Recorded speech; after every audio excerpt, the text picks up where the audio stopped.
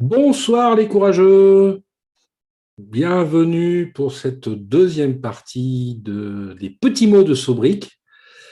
Pour rappel, comme vous l'a précisé notre président adoré, Pierrick, euh, Sobrique est une association de fans de Lego. euh, et dans les circonstances actuelles où il est un petit peu compliqué de se réunir, pour toutes les raisons que vous le savez, comme on a vraiment envie de partager des choses avec vous, eh bien, nous vous proposons les petits mots de Sobrique qui ont lieu en deux temps. Une première partie à partir de 18h15, plutôt dédiée tout public. Une deuxième partie à partir de 21h30, plutôt pour les plus grands. Que vous soyez amateur ou pas de Lego, vous êtes les bienvenus. Et ce soir, on va jouer ensemble en essayant de savoir qu'est-ce qui se cache derrière un certain nombre de mots que l'on utilise dans le domaine du Lego. Et donc, ça sera sous forme de quiz. Et vous pourrez répondre à un quiz au fur et à mesure. Et puis, on verra un petit peu si vous êtes adepte ou pas, fan ou pas des Lego. Et on aura l'occasion d'échanger sur tous ces points. Et je vous propose donc de commencer tout de suite avec tout d'abord une série de questions concernant divers noms qui sont utilisés dans le domaine du Lego. Alors, normalement, vous allez voir apparaître à chaque fois des questions. Vous allez avoir toute la série de questions qui va apparaître dans un sondage. Ce que je vous propose, c'est de répondre au fur et à mesure aux questions. Attendez bien chaque étape et puis on verra quelles sont celles ou ceux qui sont les plus fins limiers pour dégoter toutes les bonnes réponses. Donc, vous devriez voir apparaître chez vous un sondage qui va vous permettre de répondre à chacune des questions les unes après les autres, bien évidemment. Alors, pour commencer, première question, eh bien, Lego, Kezako, d'où vient ce nom? Alors, ceux qui étaient là en première partie, ou les férus de Lego connaissent déjà la réponse. Ça signifie let's go, donc c'est une contraction de l'anglais, ou bien ça signifie leg got, ou bien cela vient de Ole Kirk Christensen and Gottfried Kirk Christensen. Voilà, vous pouvez dès à présent répondre à la question qui vient de vous être posée en répondant au sondage. Feu.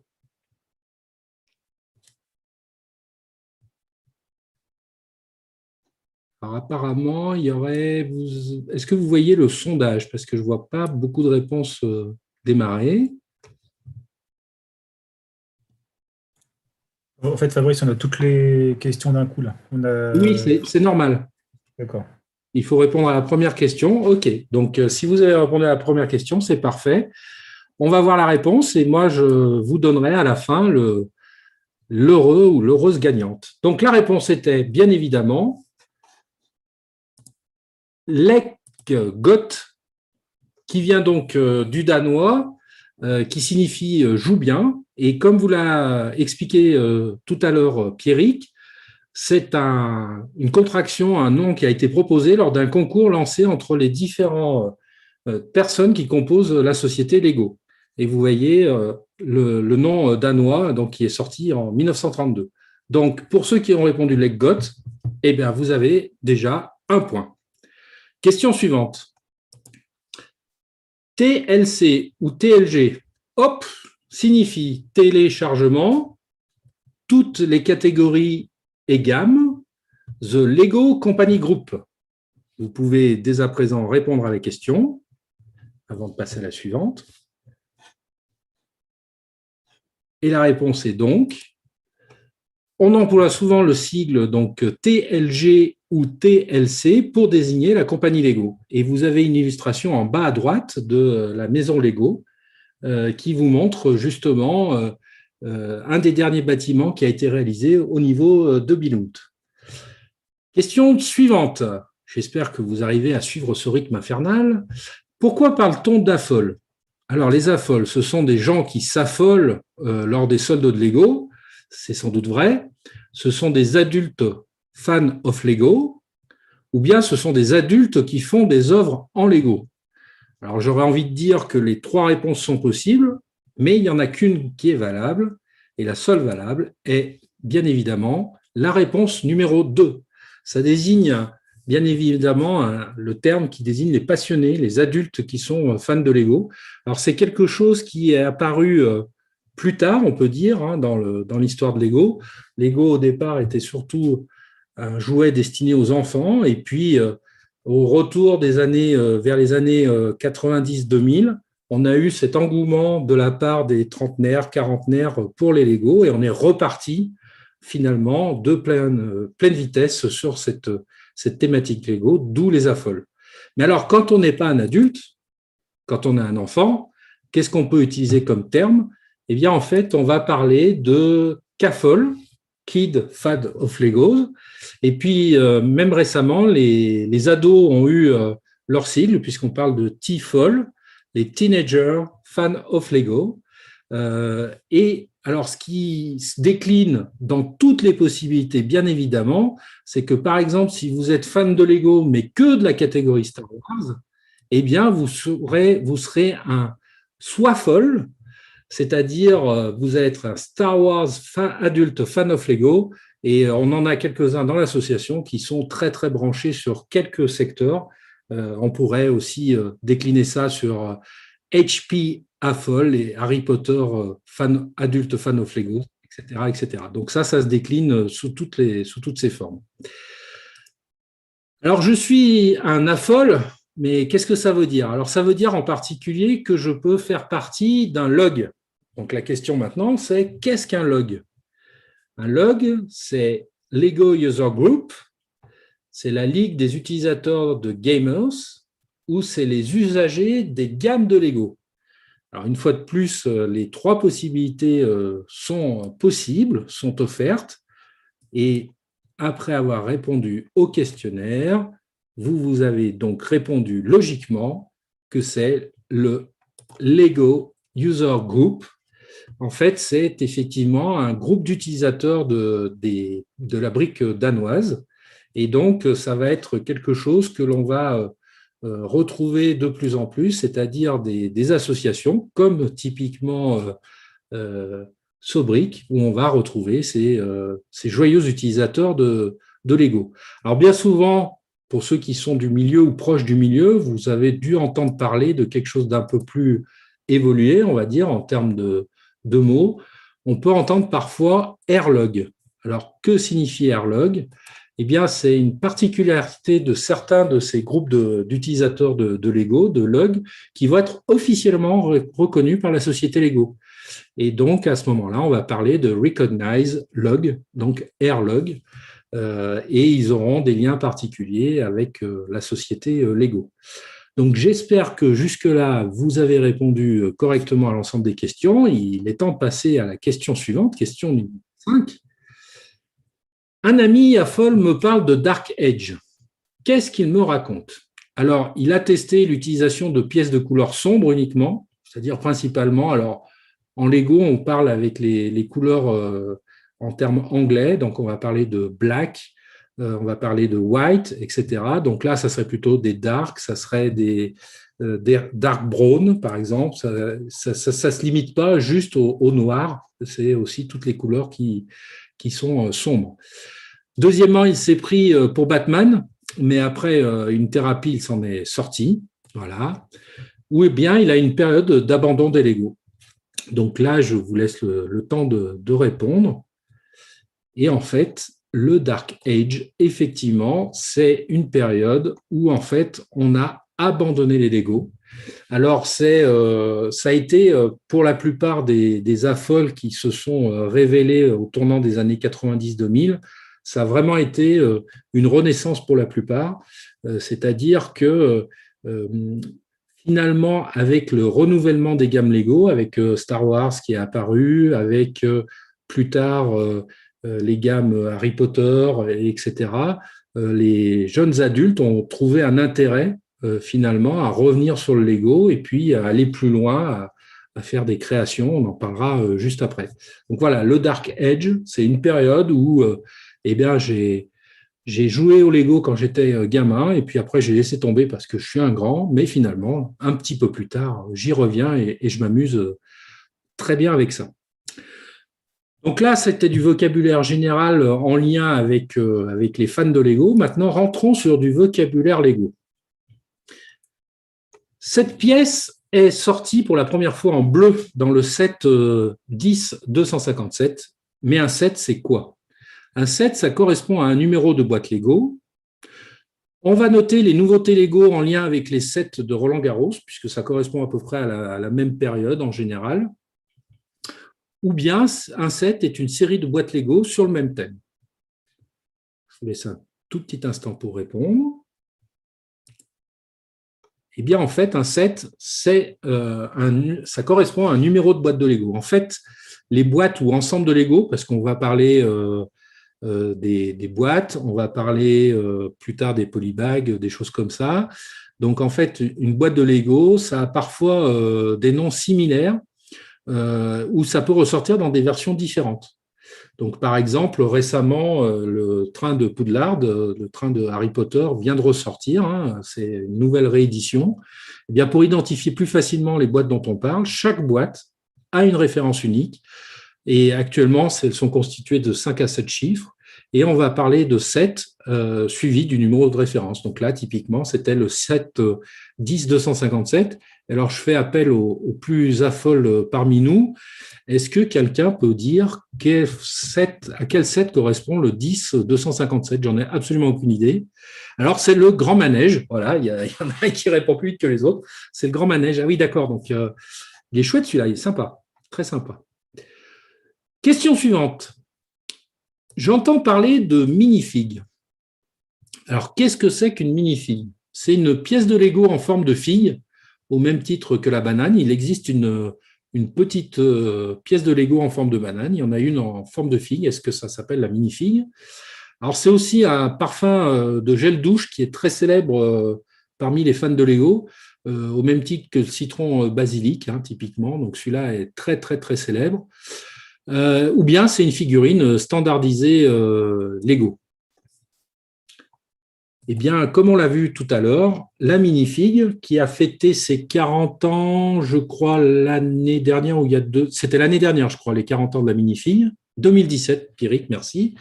Eh bien, la minifig, c'est une abréviation de mini-figurine. Et donc, c'est toutes les figurines articulées en Lego et qui ont une taille standard. Et par contre, qu'est-ce qu'une microfig?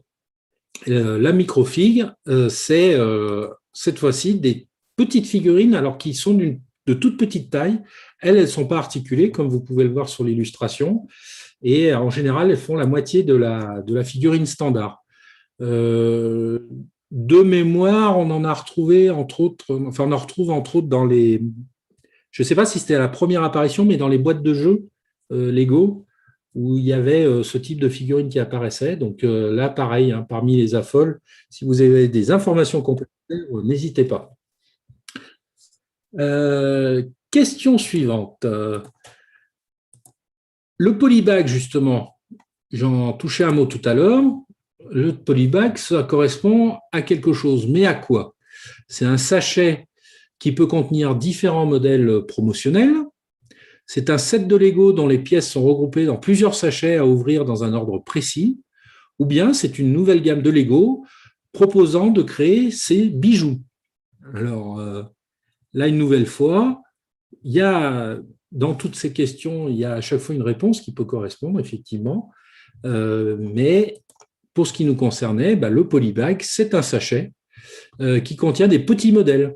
Et alors, souvent, c'est à caractère promotionnel. Soit ça peut par exemple être des promotions internes à Lego, ou ça peut être des promotions aussi avec des partenaires associés, et on aura ces sachets qui seront soit mis en vente, soit distribués dans le cadre d'une promotion. Question numéro 9. On me parle de modular. Alors, qu'est-ce qu'un modular? C'est un set extensible qui se vend en plusieurs modules. C'est un élément de station spatiale Lego, ou bien c'est un grand bâtiment de plusieurs étages.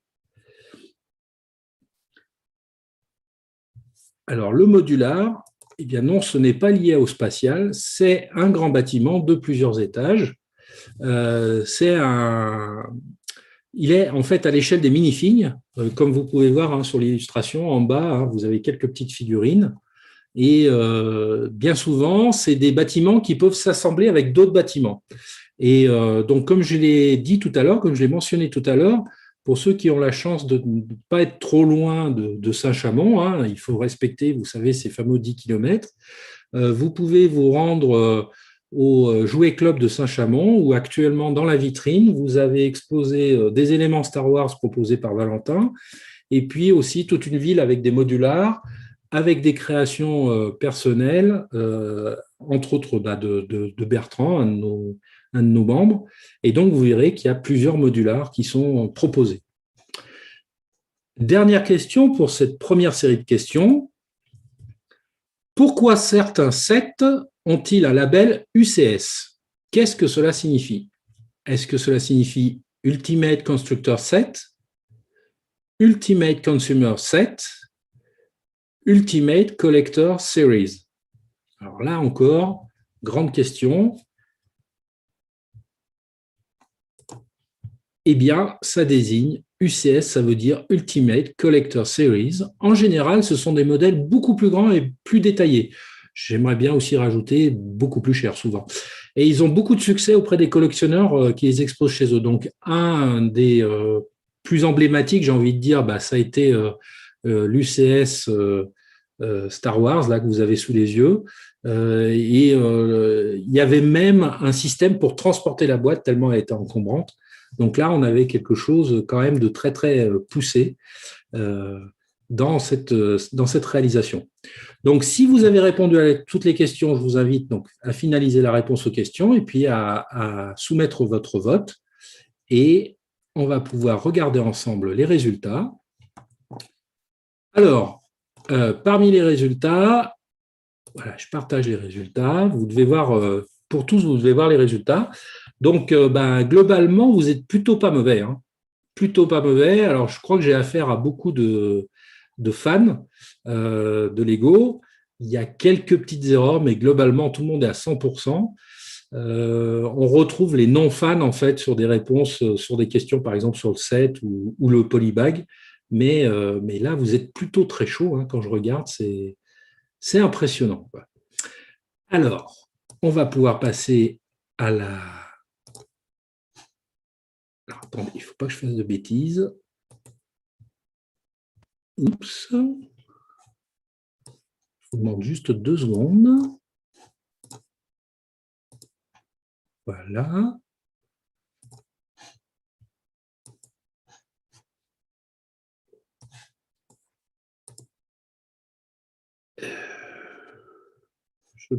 Voilà, ça y est. On va passer à la partie 2 du questionnaire. Donc là, je relance à nouveau un questionnaire pour lequel on va avoir de nouvelles propositions. Alors tout à l'heure, on en a parlé, mais pour revenir sur ce point-là, qu'est-ce que c'est que les sets IDs? En général, ils semblent assez variés. Il n'y a pas vraiment de thématique à proprement parler. Il y a plein de choses différentes. Donc, à quoi cela correspond, cette gamme IDs? En fait, c'est des sets qui suivent une tendance du moment, ou bien ils ont été créés à partir d'idées d'AFOL, ou bien ils donnent des idées de construction innovantes. Donc, je vous laisse répondre. Eh bien, typiquement ici, c'est des sets, des propositions qui ont été faites par des AFOL. Et comme vous l'expliquait tout à l'heure Pierrick, donc initialement, ça s'appelait Cousseau, et on va passer par un système de propositions de construction que l'on va retrouver sur Internet. Donc, il y a un site Internet qui s'appelle IDs, où tout le monde peut voter, AFOL ou pas. D'ailleurs, vous pouvez proposer que vous soyez AFOL ou pas AFOL. Ça peut être votre première construction. Vous pouvez proposer des idées, et on va retrouver régulièrement des sets qui vont être repris, réaménagés et proposés au grand public. Donc voilà, la gamme IDs, c'est une gamme issue d'idées venant du public. Et alors maintenant, on va passer à comment on va nommer les pièces en Lego. Parce qu'on ne va pas parler de briques, on va parler de quelque chose d'un peu plus complexe, un peu plus travaillé. Alors tout d'abord, il faut savoir qu'est-ce qu'un tenon. Et un tenon, qu'est-ce que ça désigne? C'est une des bosses sur le dessus des Legos, c'est un des tubes que l'on retrouve en retournant une brique de Lego, ou bien c'est le nom des grandes plaques qui servent de base au modular.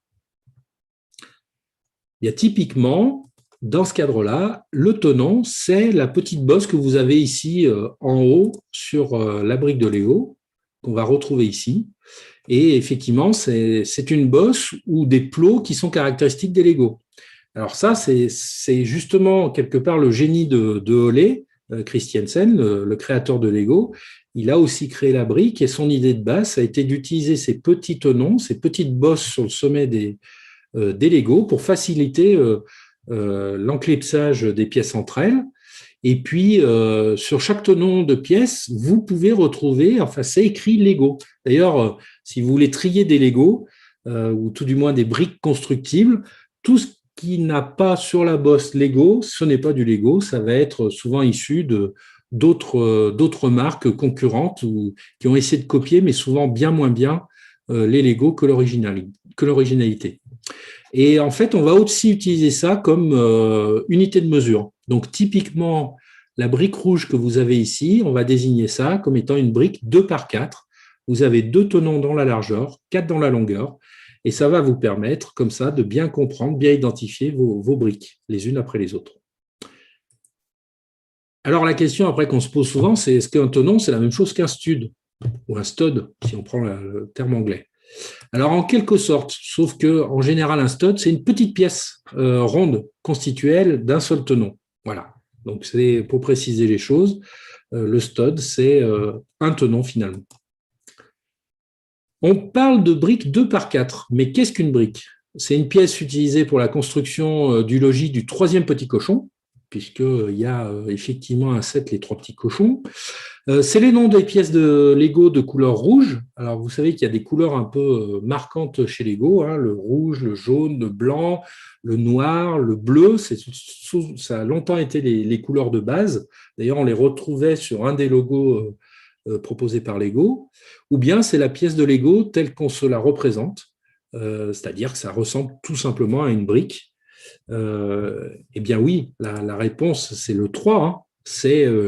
Ça ressemble à une brique. C'est effectivement la pièce de Lego telle qu'on se la représente.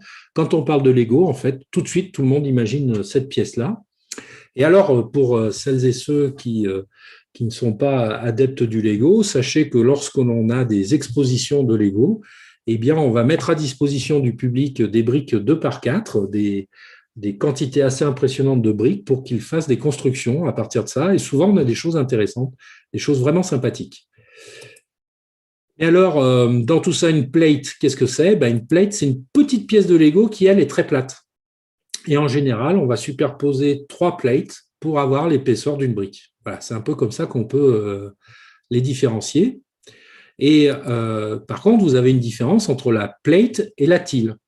Donc là aussi, on va, alors tile ou tile, hein, si on parle anglais, là, est-ce que c'est la plate et la tile, c'est la même chose? Pas tout à fait.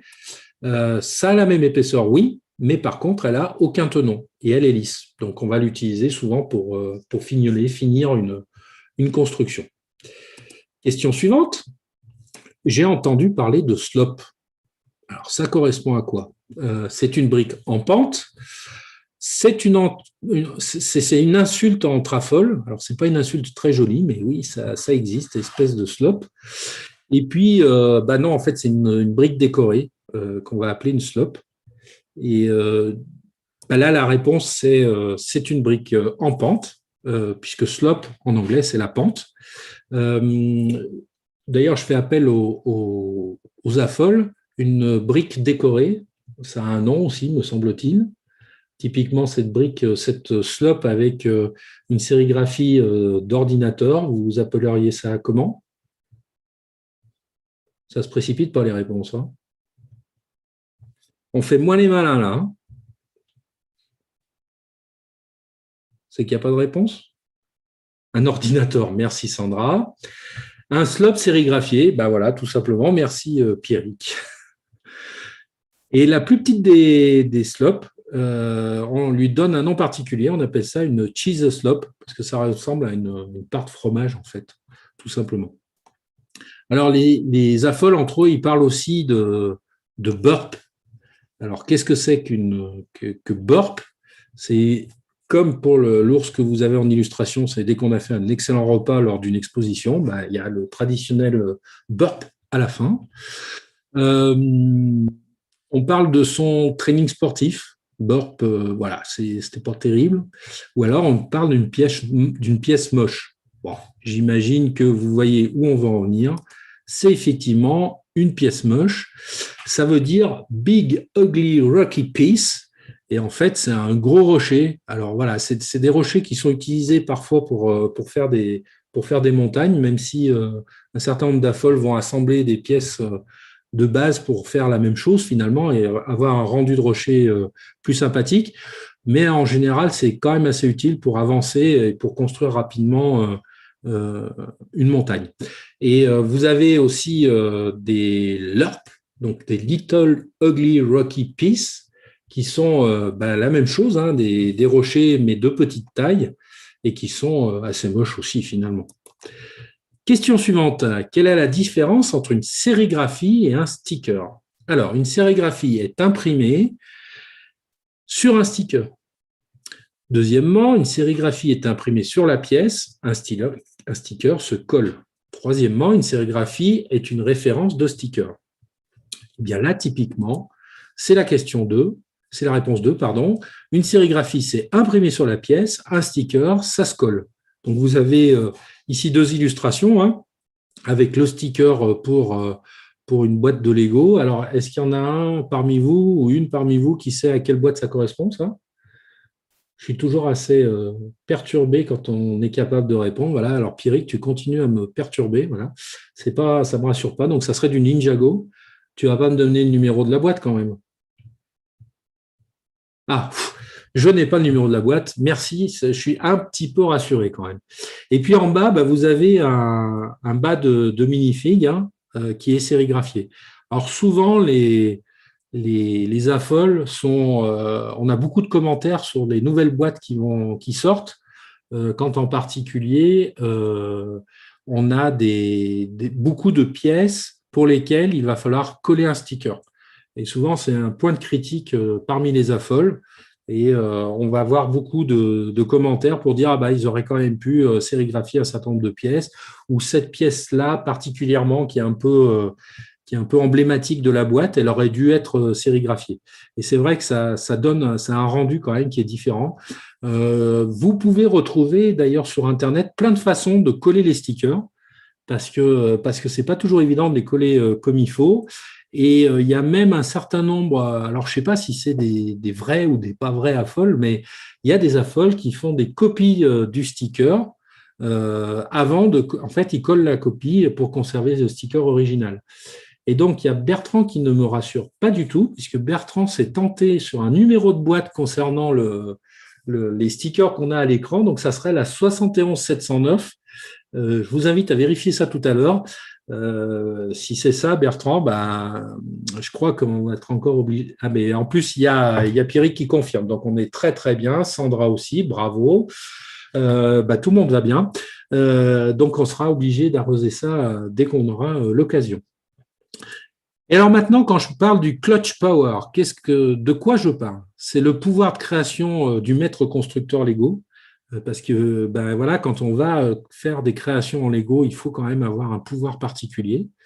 C'est le nom d'un des personnages emblématiques de Lego, que l'on retrouve d'ailleurs dans le film, dans le premier film Lego Movie, ou bien c'est le pouvoir d'emboîtement des pièces de Lego. Eh bien, le clutch power, c'est un terme effectivement qui est utilisé pour parler de l'emboîtement des pièces de Lego qui est créé par l'association des tenons et des tubes. Et toute la qualité en fait des Lego par rapport à d'autres briques de construction vient entre autres de là et fait assez surprenant. Alors même très important à avoir en tête, c'est que la précision des pièces de Lego est très poussée. On va avoir sur les dimensions des précisions, alors pas au micromètre, mais pas loin. Et on aura l'occasion, lors d'une prochaine séance des petits mots de Sobrique, de venir sur tous ces détails de fabrication. Et puis l'autre petit détail qu'il faut savoir, c'est que une pièce du tout début de Lego peut s'assembler sans difficulté avec une pièce d'aujourd'hui. Donc les dimensions et la précision Lego existaient dès le départ et continuent à exister. Question suivante. Alors là, on va rentrer sur les créations. Quand on parle de création, j'entends le mot mock. Mais qu'est-ce que ça veut dire que mock? Mes outils de création, donc en particulier si j'utilise des logiciels ou bien si j'utilise des dessins papier, etc. Ou bien ça veut dire, alors ça c'est un petit jeu de mots entre affol, moi je me moque de la notice, je suis un pro. Voilà, c'est un petit raccourci. Ou bien est-ce que ça veut dire my own creation? Eh bien, les affoles et les autres ont sans doute trouvé que ça voulait dire my own creation. Et là, en fait, c'est des créations originales faites par un affole. Sébastien, mais bien sûr qu'on peut se moquer de l'animateur, mais attention, je serai là pour m'occuper de toi un tout petit peu plus tard. OK ? Donc là, ce que vous avez en illustration, c'est un mock d'un des adhérents de Sobrick, même un des membres fondateurs de Sobrick, Valentin, qui se lance dans des choses un peu particulières. Ici, on est sur du steampunk pirate, île déserte. Donc là, c'est quand même de la belle création. Et parfois, on entend aussi un autre mot que mock. On peut entendre un mode. Et là, est-ce que ça désigne un my own design? Eh bien, pas du tout. Pas du tout. C'est simplement le début du mot modification. Donc là, c'est quand on va partir d'un set de Lego existant, donc d'une boîte officielle, et qu'on va faire des modifications autour de cette boîte officielle. Donc ça, c'est pas forcément une création personnelle, ça va être une réadaptation d'une création. Et du coup, on va se retrouver avec une autre œuvre, mais à la base, c'est un set Lego. Alors, quand vous aurez la chance, ou si vous avez déjà eu la chance d'aller voir tous ces fous de Lego en exposition, vous aurez sûrement la possibilité, en exposition, de voir un diorama. Alors, un diorama, qu'est-ce que c'est? Ce sont des scénettes sur le thème du futur. On se projette dans l'avenir, voilà, et on essaie de voir ce que sera l'avenir. C'est des créations de grande taille. Alors, on va avoir des mocks, des modes qu'on va venir assembler et on a quelque chose qui peut tenir sur plusieurs tables, par exemple. Ou bien, c'est la désignation en général de tous les films dits en stop motion. Donc, ça aussi, on fera sans doute un atelier proposé à tout le monde sur le principe du stop motion pour un peu apprendre à faire du stop motion. Donc, on va image après image, déplacer un Lego et ça va faire des films en Lego. Donc, il a fallu un nom particulier. On a appelé ça au final un diorama. En fait, non, pas du tout. Le diorama, c'est des créations de grande taille. Donc, on va retrouver des créations assez gigantesques. Comme là, vous avez par exemple un bout de Paris dans les années 1900 qui a été recréé en diorama. En général, on va se fixer sur un thème et puis on va rassembler tout un tas de choses autour de ce thème. Et il va y avoir, au-delà des bâtiments, il y a la décoration, il y a les rues, etc. Alors souvent en exposition aussi, les affoles d'associations vont se mettre d'accord sur un diorama qu'ils vont construire ensemble et qui vont essayer de mener jusqu'au bout et qui du coup vont permettre d'avoir des superbes créations. Et puis, pour ceux qui ne peuvent pas faire du diorama, parce que c'est grand et du coup c'est coûteux en pièces, etc., on peut faire à l'inverse des vignettes. Donc là, vous avez par exemple une illustration. Souvent, les vignettes, ça va être sur une plaque 8 par 8. C'est une des références que l'on utilise assez souvent. On va prendre une plaque 8 par 8 et puis on va avoir une petite création. Donc là, vous avez par exemple une magnifique création d'un cycliste en pleine pente on ne sait pas comment ça va terminer, mais pas forcément bien. Attention, dernière question pour ce deuxième questionnaire. Alors après, il y a encore plein d'autres sigles, dont un qui est le LDD. Alors, est-ce que le LDD, ça désigne le Lego Director Designer, donc le responsable du design, responsable de la conception chez Lego? Alors, il faut que vous sachiez qu'il y a beaucoup de concepteurs chez Lego. Ils embauchent des ingénieurs aussi pour régler tout un tas de problèmes, que ce soit au moment de la création, comme l'utilisation de logiciels, comme après derrière la production, la mise en place de la production. Ou bien, en fait, quand on veut faire une exposition, on va prier le dieu du diorama pour qu'il nous aide parce que c'est pas si simple que ça, mettre en place un diorama. Il faut aussi avoir des idées pour assembler tout ça. Non, ce n'est pas le dernier dinosaure, mais ça peut être Lego Digital Designer. Et en fait, bah oui, c'était Lego Digital Designer qui est un logiciel en fait qui permet de créer des modèles virtuels. Et ce logiciel a le gros avantage d'avoir une base de données qui est directement disponible à partir de toutes les pièces qui existent chez Lego. Donc, vous pouvez faire votre construction sur LDD, et puis après, vous allez pouvoir sortir la liste des pièces, voire faire des notices, etc. Et donc, certains parmi les affoles vont construire comme ça leur vient. On en a quelques-uns comme ça dans l'association, ou bien d'autres vont retravailler assez longtemps leur mock sous LDD. Alors, j'espère que vous avez suivi, parce que du coup, là, c'est que du sigle. Donc, ils vont faire leur mock sous LDD, et puis après, ils vont pouvoir finaliser leur construction.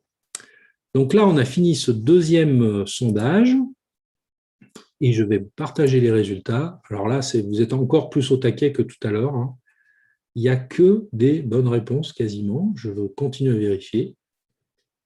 Ah, il y a un clutch power. Ah oui, je suis d'accord. Moi, je préférerais la réponse, c'est le pouvoir de la création du maître constructeur. Mais bon, voilà, il y en a d'autres qui ont d'autres idées. Voilà. Je fais encore ma petite manip, puis je suis à vous. Voilà. Et on va passer au dernier questionnaire.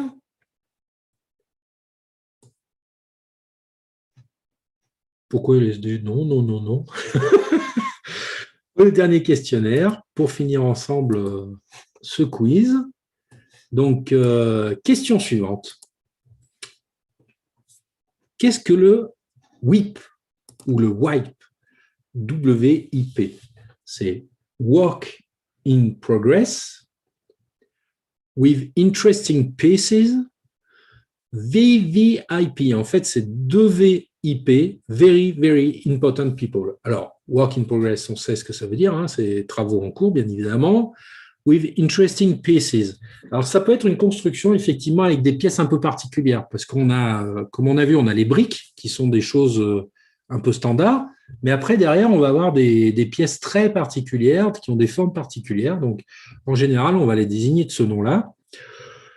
Et puis, on a un programme chez Lego qui s'appelle le programme VIP. Donc, c'est pour les gens qui achètent assez régulièrement. On peut s'inscrire, on gagne des points et ces points peuvent se transformer en différentes récompenses. Et effectivement, alors les plus VIP parmi nous sont désignés 2VIP. Bien évidemment, vous avez compris que là, il s'agissait de Work in Progress. Et c'est souvent ce qu'on va faire, par exemple, sur un certain nombre de sites, alors sur Facebook, mais sur d'autres sites un peu plus spécialisés.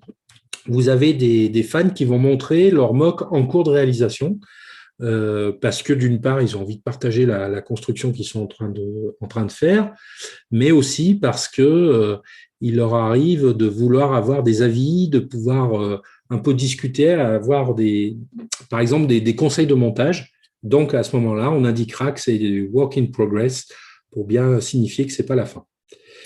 Et alors, quand on construit, on peut utiliser diverses techniques, comme par exemple la technique de SNOT.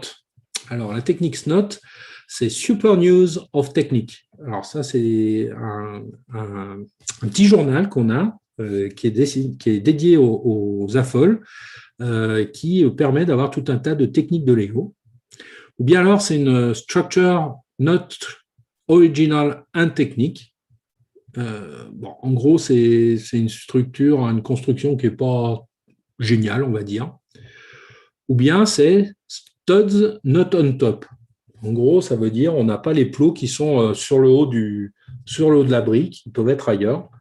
Et bien évidemment, pour les affoles, alors peut-être moins évident pour les autres, mais pour les affoles, la réponse c'est studs not on top, c'est-à-dire qu'effectivement, on va employer tout un tas de techniques pour assembler les pièces entre elles. Et là, vous avez comme illustration comment faire un cube avec des pièces de Lego.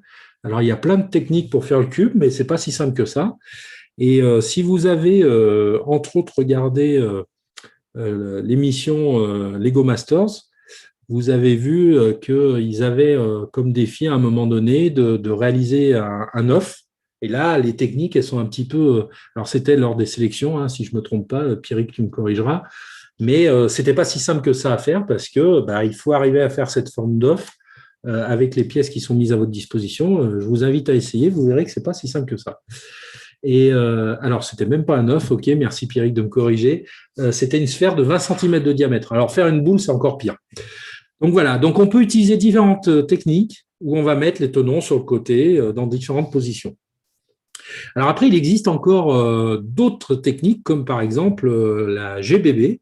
Alors, est-ce que c'est une technique? En fait, non. C'est un code qui veut dire j'ai bien bobo. Oui, parce que vous savez tous que il nous arrive, par exemple, de marcher sur des Legos. Et donc, les affoles, comme c'est des gens un peu particuliers, ils ont aussi des mots pour ça. Et en fait, quand ils marchent sur une pièce de Lego, il s'écrit GBB, ce qui veut dire j'ai bobo. Bien non, c'est pas du tout ça. C'est ce qu'on appelle un grand bidule à balles. Donc, c'est un machin dans lequel il y a des balles, a priori. Ou bien c'est le Great Building Behavior. Ça, c'est un bâtiment particulier qui a des fonctionnalités différentes d'une maison habituelle. Et c'est pour ça qu'on lui a trouvé un logo qui s'appelle GBB. Donc, par exemple, c'est pas mal utilisé dans les châteaux fantômes, les choses comme ça. Non, en fait, pas du tout. Hein. C'était tout simplement un grand bidule à balle. Alors, on utilise aussi en anglais le terme JBC, qui veut dire Great Ball Contraption. Et en fait, vous avez créé tout un tas de modules et on va passer une balle d'un module à l'autre par différentes actions mécaniques. Donc là, vous avez une petite illustration avec un système qui va venir capter les balles, les monter, les projeter là. En fait, ça sert absolument à rien. Hein. C'est juste qu'on fait promener une balle pendant des heures. Et pour celles et ceux qui ont eu la chance d'aller à la Brick Exposition Rhône-Alpes organisée à Érigny il y a quelques années, il y avait un immense GBB avec, entre autres, une grande roue, enfin, tout un tas de choses comme ça. Il y a des spécialistes, en fait, du GBB. Alors, bien sûr, on a aussi la possibilité de créer des mosaïques. Et donc là, par exemple, c'est une des mosaïques que l'on avait créée à l'occasion de l'anniversaire du premier pas de l'homme sur la Lune. Et ici, donc c'est une mosaïque qui est faite avec donc maintenant vous êtes familier de ça, qui est faite avec des briques de 2 par 2. Et donc on va avoir tout un assemblage pour créer ce type de mosaïque. On a une animation, hein, vous pouvez retrouver sur les différents réseaux sociaux, Facebook, Instagram, Twitter.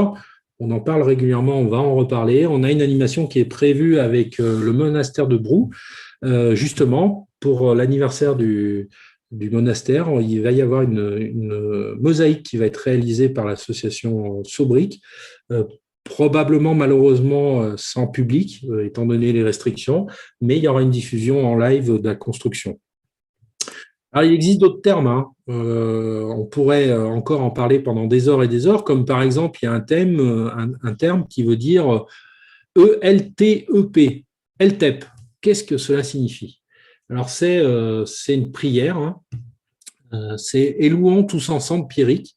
Donc ça, c'est une prière qui est obligatoire quand on arrive dans l'association Sobrick. Vous savez que Pierrick est notre président bien-aimé.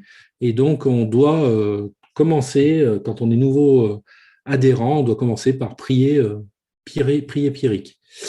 Ou alors non, pas du tout. C'est parce que comme on est fan de Lego, on n'a plus le droit de parler de Playmobil. Le mot Playmobil, d'ailleurs, rien que le fait de le prononcer ce soir, c'est un peu comme Voldemort, hein. On n'a pas le droit de prononcer ce nom-là au sein d'une association. Donc, ça veut dire, on ne prononce pas, on dit ELTEP et laissons très à l'écart les Playmobil.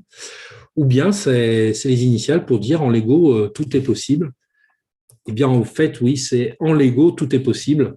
Et c'est la doctrine qu'on retrouve pour beaucoup d'AFOL parce que, en fait, rien ne résiste à un AFOL. Un AFOL peut faire vraiment tout un tas de choses différentes. Vous lui donnez quelques briques de Lego et si vous lui laissez un petit peu de temps, pourra vous faire, par exemple, une cathédrale comme la cathédrale de Saint-Chamond, où il pourra vous faire un ensemble Star Wars assez exceptionnel, ou bien il va vous faire rentrer dans une petite bouteille Poudlard, ou etc., etc. Il n'y a pas de limite à l'imagination d'Anafol. Alors après, il y a d'autres termes. Hein. Vous allez retrouver par exemple le draft.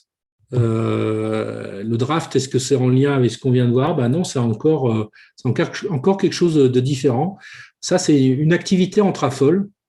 Donc, les AFOL, s'ils se réunissent, c'est pour partager leur passion, partager des idées de construction, mais c'est aussi, par exemple, pour pouvoir se répartir des pièces. Et donc, il n'est pas rare qu'on achète plusieurs boîtes de Lego identiques, qu'on les mette en commun, et certains parmi nous seront intéressés que par un type de pièce, donc ça sera l'occasion de récupérer les pièces qui les intéressent le plus. Voilà, on arrive au terme de ce questionnaire. Voilà tous les termes qu'on a abordés ce soir. Il en existe plein d'autres. Hein. C'était une première mise en bouche. Je vous invite aussi à répondre aux deux dernières questions. Donc l'avant-dernière, c'est pour vous pour donner un petit avis sur ce que vous inspirent les petits mots de Sobrique. C'est une question où vous pouvez répondre plusieurs choses. Il y a plusieurs solutions de répondre. Et puis la deuxième, c'est pour savoir si vous êtes intéressé pour revenir ou pas la prochaine fois. Donc je vous invite aussi à répondre à ces questions. Et puis on va regarder ce que ça a donné le sondage. Alors, bien sûr, j'ai mon système qui a planté, c'est pas bien grave. Le temps que ça se débloque, on va continuer. Je voulais toutes et tous vous remercier d'avoir passé ce moment avec nous. Je voulais aussi remercier très, très chaleureusement à... Alors, j'ai un problème. Bon, c'est pas grave. Je voulais remercier très, très chaleureusement Sandra et Marine qui ont pris le temps de préparer tout ce QCM, tout ce questionnaire, tout ce quiz autour des AFOL. Merci, merci beaucoup, mesdames. Et puis, bah, là, on peut prendre un petit moment, si vous le souhaitez, pour répondre à quelques questions. Et puis, je me permets de vous rappeler que nous aurons les prochains petits mots de Sobrique qui sont prévus le 20 avril, avec une nouvelle fois une séance à 18h15 pour tout le monde, petits et grands, et une séance à 21h30 pour les plus grands. Vous pouvez retrouver Sobrique sur les différents réseaux sociaux. Et si vous avez des questions, n'hésitez pas, on est là pour y répondre. Encore une fois, merci à toutes et à tous.